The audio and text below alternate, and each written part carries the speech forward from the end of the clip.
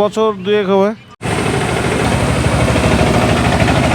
হ্যাঁ, অবশ্যই জল ঢুকে কাজ করতে পারি না, কাস্টমার চলে যায় জল দেখে। বর্তমানে আমরা ডোমকুল বিধানসভার মধুরপুর অঞ্চলের বাগডাঙ্গাতে আছি। এই যে এই রাস্তা দীর্ঘদিন থেকে এইভাবে জল জমে বাস যাচ্ছে, দেখতে পাচ্ছেন জল কতটা।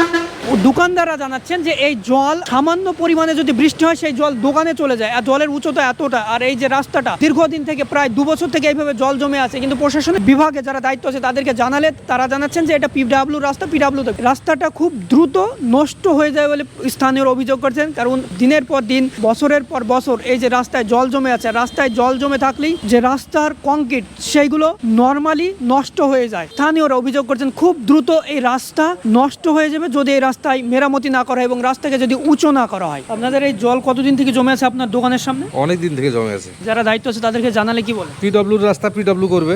বিধায়ক তো আজকে এসেছে, আজকে জানানোর জন্যই সংবর্ধনা দেওয়া হচ্ছে নবনির্বাচিত বিধায়ককে। জানানো হচ্ছে। আগের বিধায়ককে জানিয়েছেন? না, আগের বিধায়ককে জানানো হয়নি। আগের বিধায়ক জাফিকুল সাহেব জানতেন, জেনে অনেক প্রতিশ্রুতি দিয়েছিলেন, দিয়ে প্রতিশ্রুতি দেওয়ার পরে এখন কতটা কি করতে পারতো কিনা তার আগে তো ইন্তিকাল করে ফেলেছে। তো ওর পরে তো আর ভরসা নেই। এখন ভরসা আমাদের মোস্তাফিজুর রহমান। হ্যাঁ, যতটা সম্ভব আগাইতে পারবে কিনা সেটা বুঝতে পারছি না।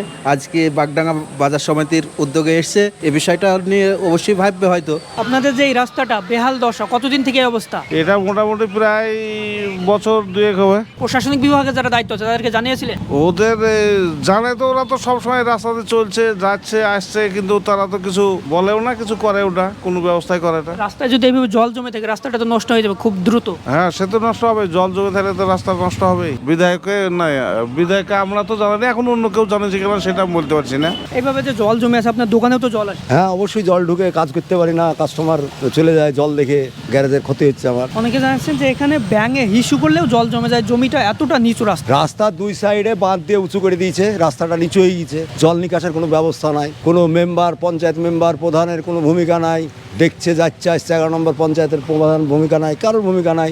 কি অবস্থা রাস্তার? এরকম পরিস্থিতি হলে বাজারে ব্যবসায়িকদের সবারই তো ক্ষতি হয়েছে।